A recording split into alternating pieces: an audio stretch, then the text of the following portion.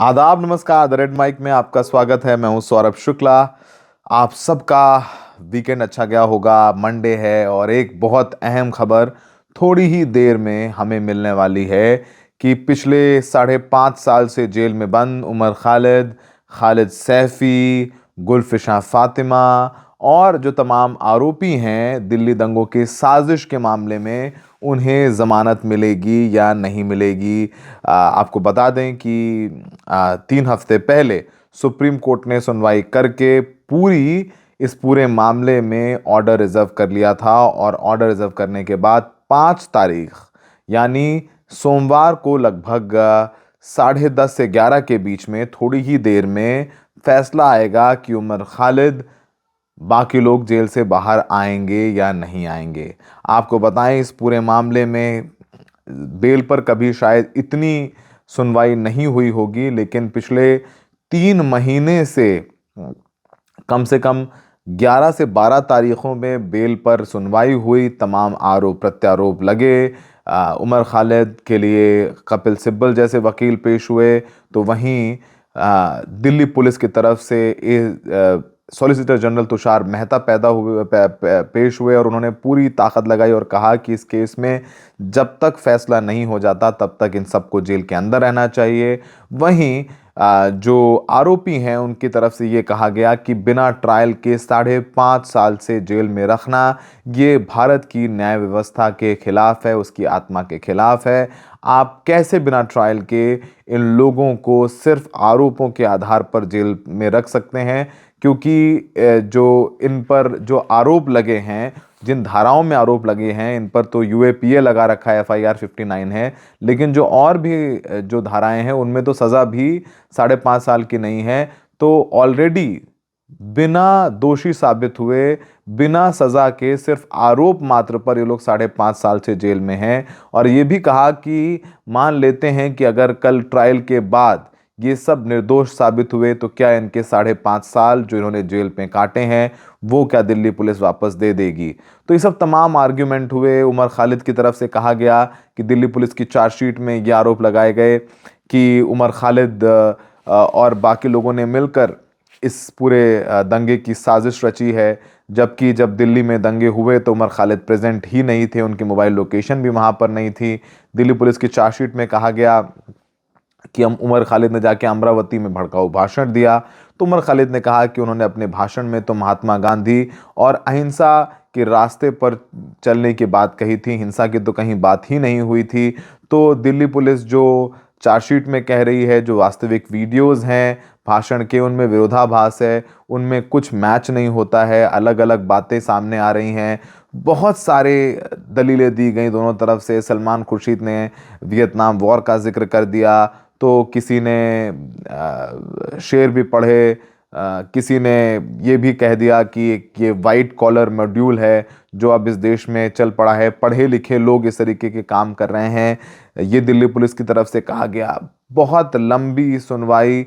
एक तो कोर्ट में जो हो रहा है सो हो रहा है, एक मीडिया ट्रायल भी और एक सोशल मीडिया ट्रायल भी इन पूरे मामलों में चलता आ रहा है। और हाल ही में आपको पता है कि न्यूयॉर्क के जो नए मेयर हैं जोरान ममदानी, उन्होंने भी उमर खालिद को पत्र लिख करके कहा था कि वो कठिन समय में उमर खालिद की बातों को याद करते हैं। आपको बताएं कि हाल ही में जोरान ममदानी से न्यूयॉर्क में उमर खालिद के माता पिता मिले थे, तब खुद से एक खत जोरान ममदानी ने लिख करके उमर खालिद के माता पिता को दिया था और उमर खालिद को अपनी शुभकामनाएं दी थी।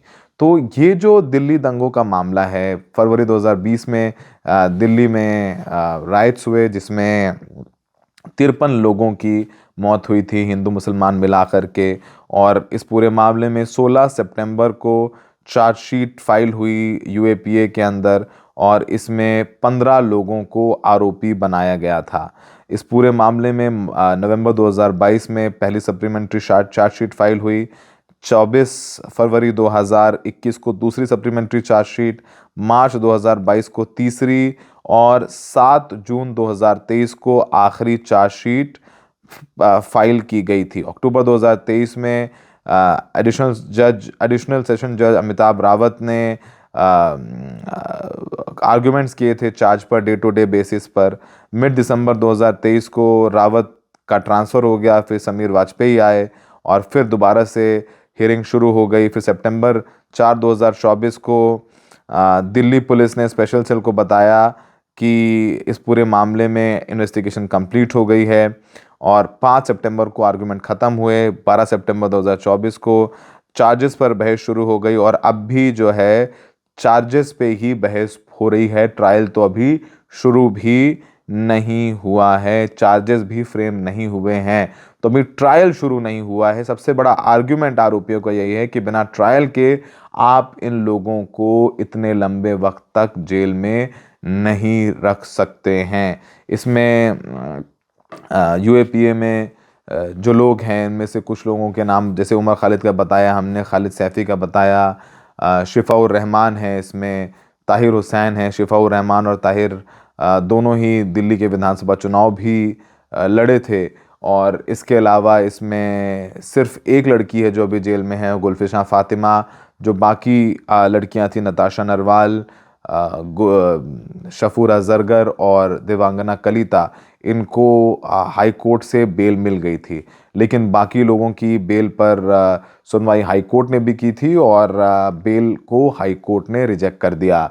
और दिल्ली पुलिस की तरफ से लगातार ये कहा जाता रहा है इस पूरे मामले में कि ये लोग सुनियोजित साजिश रच करके ऐसे समय पर इन्होंने दिल्ली में और देश भर में माहौल ख़राब करने की कोशिश हो कि जब डोनाल्ड ट्रंप इंडिया आए थे और भारत की सरकार को डिस्टेबलाइज करने की कोशिश की। ये सब सारी बातें कोर्ट में कही गई, यहाँ तक कि शर्जील इमाम भी इन 15 आरोपियों में शामिल है। तो बहुत सारे आर्ग्यूमेंट्स इस पूरे केस में हुए हैं, लेकिन अंत में अब सुप्रीम कोर्ट पर सबकी नज़रें हैं कि क्या उमर खालिद को बेल मिलेगी, नहीं बेल मिलेगी।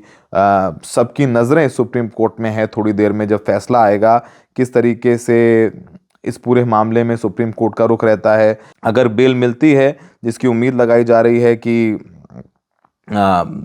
ऐसा बिना ट्रायल के नहीं हुआ कि किसी को इतने साल जेल में रहना पड़े, सिर्फ आरोपों के आधार पर बेल मिलती है तो बहुत बड़ी खबर होगी, और बेल नहीं मिलती है तो भी बड़ी खबर होगी। एक अलग बहस जो है वो देश में होगी, और वही लोकतंत्र है और होना चाहिए कि लोकतंत्र में किस तरीके से चीज़ें हो रही हैं।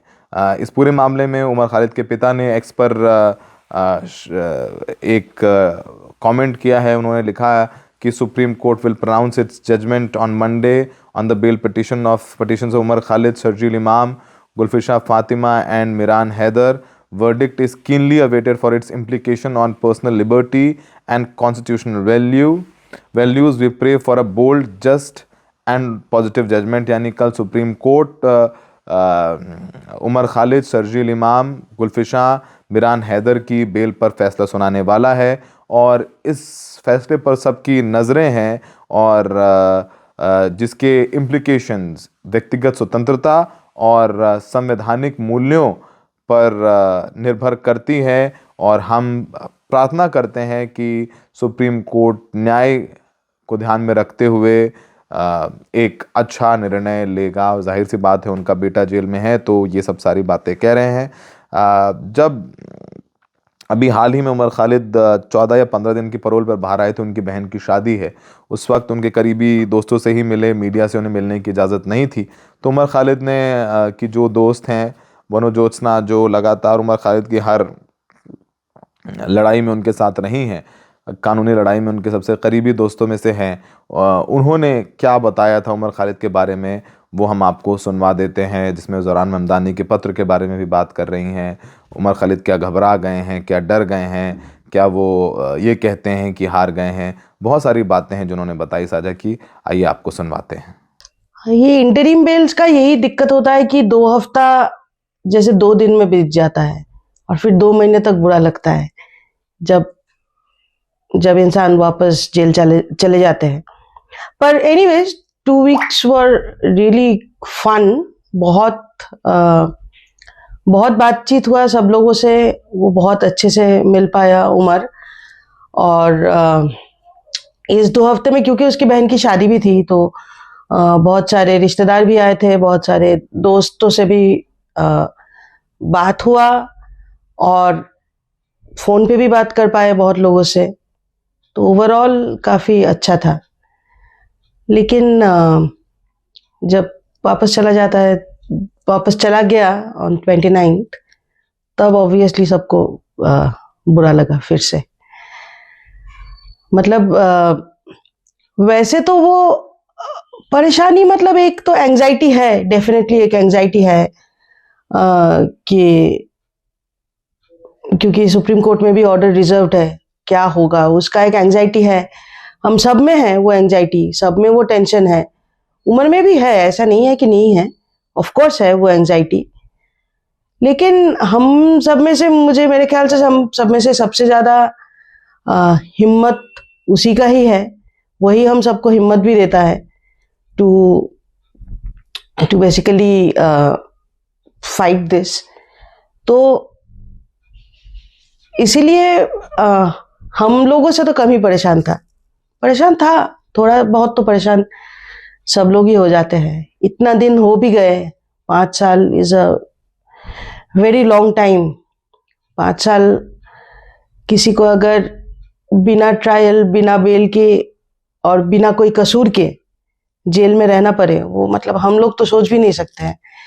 तो ये जो इंटरिम बेल्स होते हैं, कुछ कुछ दिनों के लिए बस बाहर आके सबसे मिलना, अच्छा खाना खाना, लोगों से मतलब हंसी मजाक में बिताना, वही बहुत जल्दी बीत जाता है टाइम। इस बार भी वही हुआ। और उसका मतलब मॉरल्स काफी हाई है अभी भी, क्योंकि हमारे पास ऑप्शंस नहीं है ना, मॉरल डाउन होके एकदम खत्म हो जाने का, वो तो ऑप्शन ही नहीं है। मॉरल्स हाई तो रखना पड़ेगा, सबको रखना पड़ेगा, उसका भी हाई है। थकान होता है, एक 5 साल बाद कुछ तो थकान होगा ही डेफिनेटली, बट मतलब बहुत सारा किताब पढ़ा है, वो बहुत कुछ लिखा है, वो सब दे के गया हम लोगों को भी कुछ कुछ मतलब बातें बताई, क्या क्या सोच रहा है, लिख रहा है। तो उसी में ये 2 वीक्स गुजर गया।